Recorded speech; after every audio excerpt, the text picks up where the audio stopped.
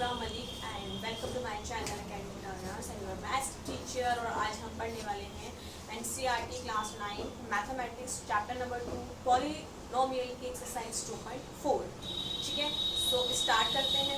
ठीक है, इसका जो फर्स्ट क्वेश्चन है वो है determine which of the following polynomial has x plus 1 a factor. आपको ये क्वेश्चन दिया है, मतलब बहुत सारे आपको पॉलिनोमियल दिए गए हैं और आपको बताना है कि जो ये x plus 1 है क्या वो इनका फैक्टर है या नहीं। आपको फैक्टर बताना है कि क्या इसका फैक्टर है या नहीं है। ठीक है, तो सबसे पहले हमें जो x plus 1 में जो x है, जो हमारा वेरिएबल x है, उसकी पहले वैल्यू निकालनी पड़ेगी और उस वैल्यू को हर पॉलिनोमियल में रखकर देखना पड़ेगा कि क्या वो 0 के इक्वल आ रहा है। अगर ये 0 के इक्वल होगा तो x plus 1 इनका फैक्टर होगा। ठीक है, तो हम एक एक करके क्वेश्चन करते हैं। सो सबसे पहले जो हमें x plus 1 दिया गया है, हमें इसको 0 के इक्वल रखना पड़ेगा। ओके, सो यहाँ वेरिएबल x है, इसको यहाँ पे रखो और जो प्लस 1 है उसको राइट साइड लेकर आइए। आपको पता है जब हम किसी भी नंबर्स को उसके इक्वल साइंस के अपोजिट साइड लेकर जाते हैं तो साइन चेंज हो जाते हैं। ये प्लस 1 का है तो ये क्या हो जाएगा -1। ओके, तो ये -1 हो चुका है। अब आपको सारे पॉलिनोमियल के अंदर x की वैल्यू -1 रखनी है। ओके, तो रखते हैं। फर्स्ट है हमारा x3 plus x start x plus 1। Okay, so x की वैल्यू हमें यहाँ पे रखनी है -1। तो आपको जहाँ भी आपको x दिख रहा है वहाँ पे -1 रख दीजिए। तो -1 की क्यूब प्लस -1 की स्क्वायर प्लस -1 प्लस 1। ठीक है, सॉल्व कीजिए। -1 की क्यूब क्या होती है? -1, क्योंकि अगर हम -1 को 3 बार मल्टीप्लाई करेंगे, -1 मल्टीप्लाई -1 मल्टीप्लाई -1, तो 1 1 जा 1, 1 1 जा 1, minus minus plus plus minus minus. Okay, so यहाँ पर हमारा आया -1। अब देखिए यहाँ पर -1 की 2 बार मल्टीप्लाई है, तो जब हम 2 बार मल्टीप्लाई करते हैं तो माइनस माइनस प्लस हो जाता है, तो यहाँ प्लस का 1 आ जाएगा। फिर प्लस माइनस -1 एंड प्लस। अब देखिए -1 plus plus plus plus 1 -1 plus 1, ये -1 ये +1 कैंसिल, ये -1 ये +1 कैंसिल, तो क्या आंसर आ रहा है 0। तो जिस पॉलिनोमियल का आंसर 0 निकल कर आता है तो वहां पर जो x plus 1 है वो उसका फैक्टर होगा। तो यहाँ पर x plus 1 इस पॉलिनोमियल का फैक्टर है। ओके, अब हम नेक्स्ट वाले लेते हैं, b वाला। b है x की 4 प्लस x की cube plus x square plus x plus 1। Okay, so x की जगह हमें यहाँ पे रखना है -1, तो -1 की 4 प्लस -1 की क्यूब प्लस -1 का स्क्वायर प्लस -1 प्लस 1। ठीक, -1 को 4 टाइम्स जब हम मल्टीप्लाई करते हैं तो +1 लगता है, आपको बताया था ना मैंने यहाँ पे। उसके बाद -1 को 3 बार मल्टीप्लाई करते हैं तो लगता है माइनस। ठीक है, तो -1 को 2 बार मल्टीप्लाई करेंगे तो +1 and plus minus -1 and plus. Okay, so 1 दो साइन है, एक साइन कर लो, plus minus minus plus plus plus -1 and plus. अब देखिए ये जो 1 है ये प्लस का, ये माइनस का है तो कैंसिल, ये +1 है ये -1 है कैंसिल, क्या बचा? +1 बचा। तो यहाँ पे 0 नहीं आया, तो क्या ये इसका फैक्टर होगा x plus 1 का? नहीं होगा, तो ये x plus 1 का जो फैक्टर है वो नहीं है, नो। ओके, ऐसे ही क्वेश्चन जो पार्ट सी है वो भी होगा। अभी हम करते हैं उसको भी स्टार्ट। सो पार्ट सी लेते हैं। इसके अंदर यहाँ पर भी हमें x की जगह रखना है -1। ठीक है, तो रखिए -1 की 4 प्लस 3 इंटू ये मल्टीप्लाई में -1 की क्यूब प्लस 3 -1 की स्क्वायर प्लस -1 प्लस 1। ठीक है, सो -1 को 4 बार मल्टीप्लाई किया तो प्लस का 1 आ गया। ठीक है, प्लस 3 ये मल्टीप्लाई में यहाँ पे मल्टीप्लाई डाल दीजिए। -1 को 3 बार मल्टीप्लाई किया तो आया हमारा -1 प्लस 3, -1 को 2 बार मल्टीप्लाई किया तो 1 प्लस माइनस -1 प्लस 1। ठीक है, 1 प्लस माइनस -3 1 जा 3 प्लस 3 1 जा 3 -1 प्लस, ठीक है। अब देखिए ये -3 + 3 कैंसिल, ये +1 -1 कैंसिल, क्या आ रहा है 1, 0 नहीं आया, तो ये फैक्टर है क्या इसका, x + 1 इस पॉलिनोमियल का फैक्टर नहीं है। तो फर्स्ट क्वेश्चन में हमें जस्ट ये बताना था कि ऐसा कौन सी पॉलिनोमियल है इन सब में से जिसका x + 1 फैक्टर है। तो सारे इसके ऑप्शन सिर्फ ऐसे ही होंगे, बहुत इजी है। Use the factor theorem to determine whether gx is the factor of the following polynomial.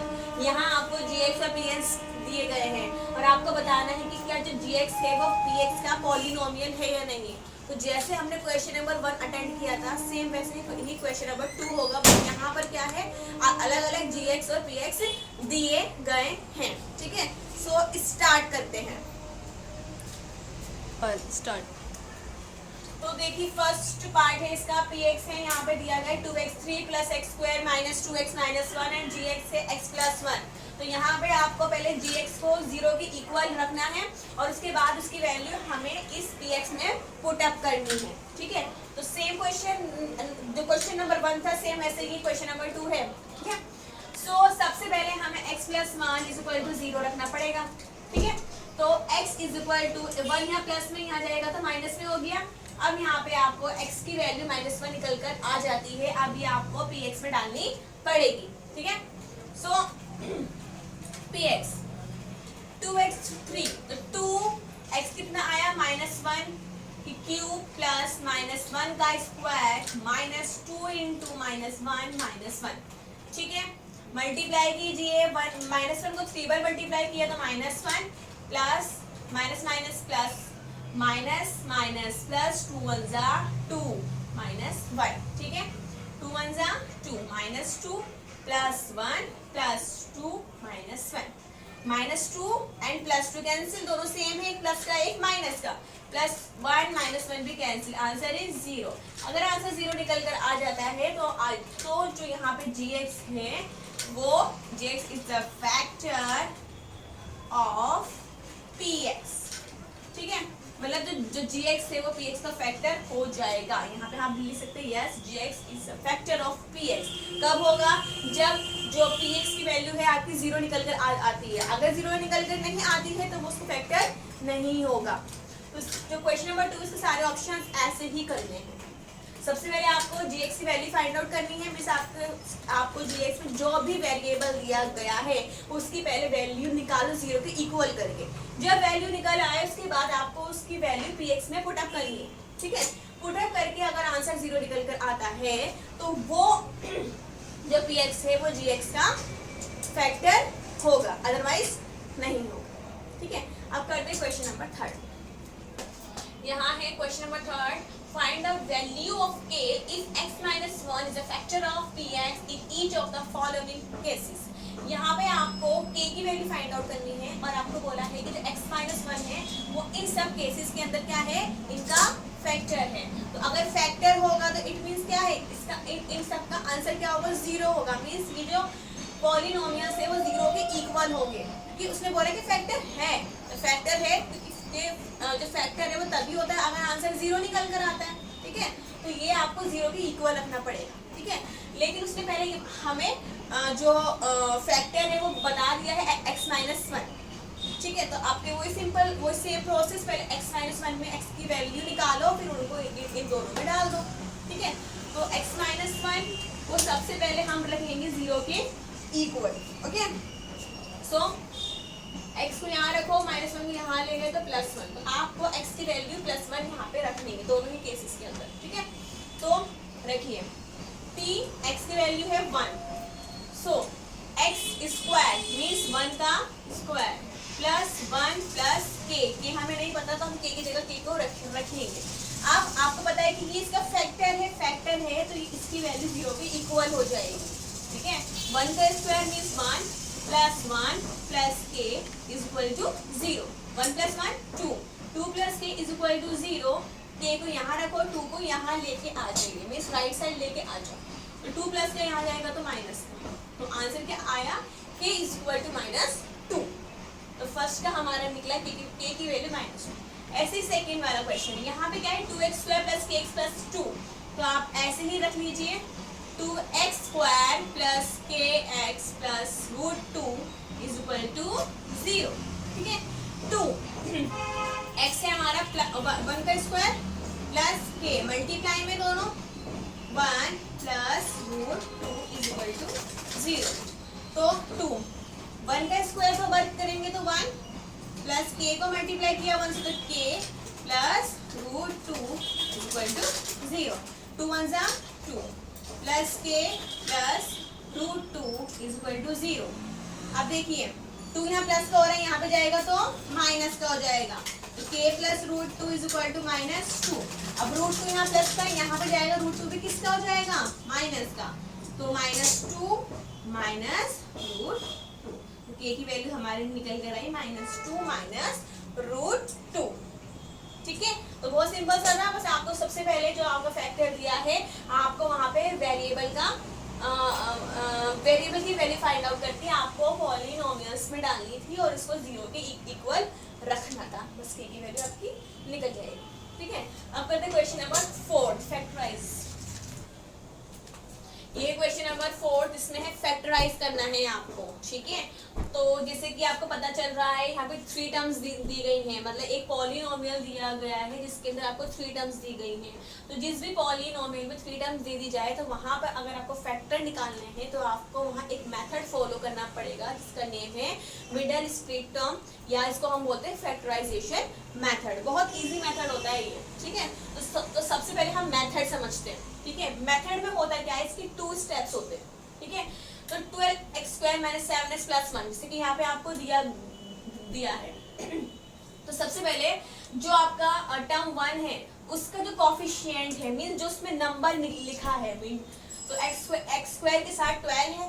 ठीक है, और जो लास्ट है आपका, जो लास्ट टर्म है जहाँ पे जो नंबर लिखा है तो आपको उन दोनों नंबर्स का मल्टीप्लिकेशन करना है। तो आपको 12 को मल्टीप्लाई किससे करना है, 1 से, 12 1 जा 12।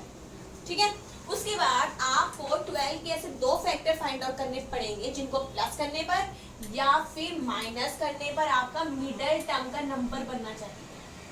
ठीक है, मतलब मिडल टर्म आपको लानी है और आपको 2 ऐसे नंबर चाहिए जिनको प्लस या माइनस करने पर 7 आए और मल्टीप्लिकेशन इसका 12 है।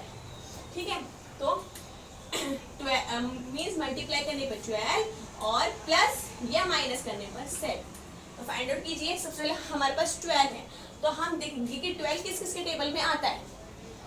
2 में आता है 2 6 12, लेकिन 6 और 2 है, 6 और 2 को अगर ऐड या माइनस करेंगे तो 7 नहीं बैठता, तो वो तो हम लेंगे ही। अगला हम लेते हैं 3 और 4, 3 4 जा 12 होता है और 4 में 3 ऐड कर देंगे तो 7 बन जाएगा। तो हम लेंगे अपना 3 और 4। ठीक है, हम लेंगे 3 × 4 = 12 एंड 3 + 4 = 7। दोनों कंडीशन फुलफिल हो गई कि मल्टीप्लाई करने पर 12 भी आता है और प्लस करने पर 7 भी आ रहा है। ठीक है, तो बस आपको ये यहाँ पे डालना है।